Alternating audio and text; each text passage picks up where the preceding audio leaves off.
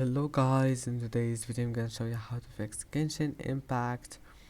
A high ping problem isn't quick. If you want to fix it, all you need to do just right click here, go to task manager.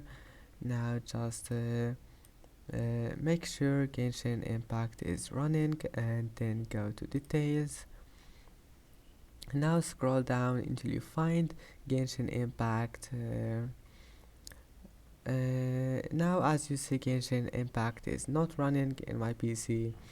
Now you just scroll down until you find it. You will find it here in the applications that starts with G, and let's say that this is Genshin Impact. Right click on it and then click set priority and click high and then click change. I don't mean to do it to this one here, just scroll until you find Genshin Impact and right click on it, and now just close the applications that you don't need here, and you will find that your problem is fixed. And that's it. I hope that can help you, and that's it for today's video. If you like this video, don't forget to like and subscribe, and see you in the next video.